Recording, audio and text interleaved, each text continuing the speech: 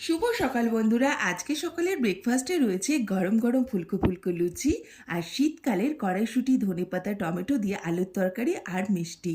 আজকে আমি তোমাদের সাথে আমি কিভাবে আলুর তরকারিটা বানাই সেটাই শেয়ার করব। যদিও জানি তোমরা অনেকেই জানো, তবে আমি যেভাবে বানাই সেভাবে একবার বাড়িতে ট্রাই করতে পারো। প্রথমে কড়াই তেল গরম করে তার মধ্যে কালো জিরে শুকনো লঙ্কা ফোড়ন দিয়ে কিউব করে কেটে রাখা আলুগুলোকে দিয়ে ভালোভাবে নাড়িয়ে চাড়িয়ে মিশিয়ে নেব। তারপর দিয়ে নেব স্বাদ মতন লবণ আর সামান্য একটু হলুদ গুঁড়ো, এটা কিন্তু অপশনাল, না চাইলে নাও দিতে পারো। তারপর ভালোভাবে মিশিয়ে নিয়ে সামান্য একটু হিং দিয়ে দেব।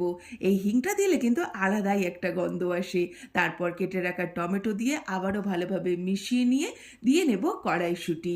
কড়াইশুঁটিটাকে দিয়ে আবারও ভালোভাবে নেড়ে ছেড়ে মিশিয়ে ভাজা ভাজা করে নিতে হবে। এটা কিন্তু ভালোভাবে ভেজে নেবে। তারপর এর মধ্যে দিয়ে নেব পরিমাণ মতন জল, দিয়ে ভালোভাবে ফুটিয়ে নেব। একদম ফুটে ঘন ঘন হয়ে আসলে নামিয়ে নিলে রেডি হয়ে যাবে আমাদের শীতকালের আলুর তরকারি। লুচি রুটি পরোটা সব কিছুর সঙ্গেই দারুণ লাগে খেতে। এবার চলো লুচিটা ভেজে নিই। আমার একটা দোষ আছে, রুটি বা লুচি যেটাই হোক না কেন সেটাই কিন্তু ফুলকো ফুলকো হতে হবে। যদিও আমার মোটামুটি সব রুটি বা লুচি ফোলে, তবে আমার মনটা বেশ ভালো হয়ে যায়। তোমাদের কার কার সাথে এরকম হয় যে লুচি বা রুটি না ফুললে মন খারাপ হয়ে যায়? আমার ব্রেকফাস্ট একদম রেডি। এবার তোমরা ভিডিওটা ভালো লাগলে লাইক করে দিও।